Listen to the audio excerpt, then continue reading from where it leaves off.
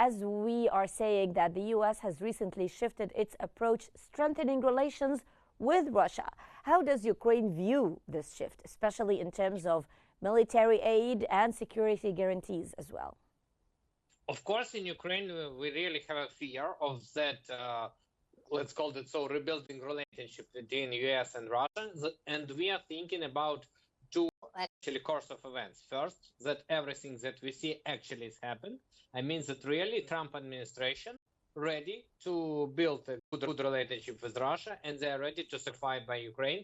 And in that connection, from that point of view, of course, the talks with US about peace agreement that will be capitulation of Ukraine is not interesting to us. Second moment, and we so try to understand whether this version really take place, it's the fact that the Trump administration playing in some very, very interesting game, which means that they showing to everyone, to whole world, that they rebuilt relationship with Russia, and in the same moment, they give information to the media, not only to media, that the Russia and US discussing the options how not to give to China a chance to be in the Arctic region. Why that's important? Because if we analyze 3 years of full-scale war, now we are on the 4th year of this full-scale war.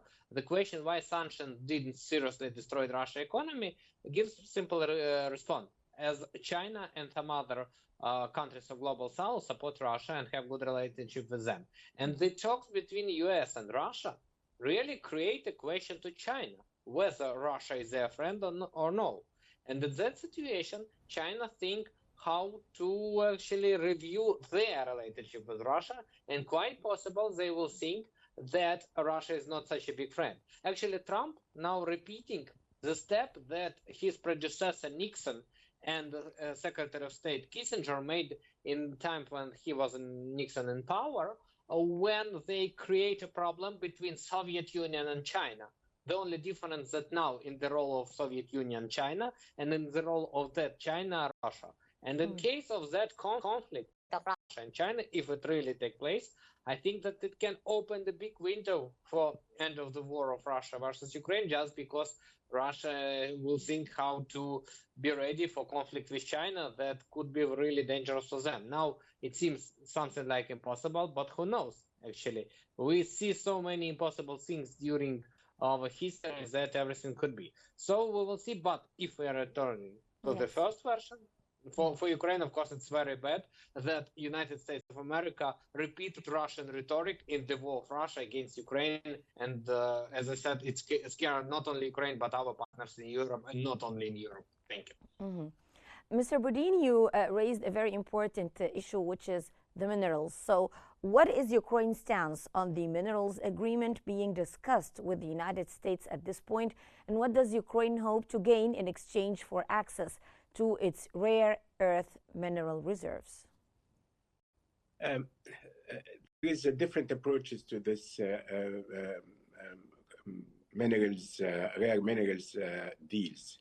The timing is it the appropriate timing? The Biden administration did not think that it was the appropriate time.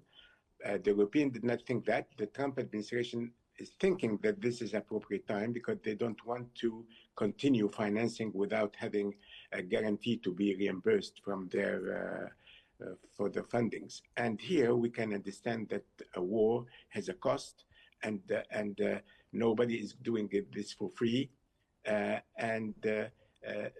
How Ukraine can bargain about that, but in the end of the day, Ukraine will compensate. The other point is that in this compensation, Ukraine has to obtain a compensation from Russia for the destruction of its people and land and all this. And how in the negotiation we could put the 2 points together to be and to put the compensation from Russia before the compensation of Ukraine to the US and Europe.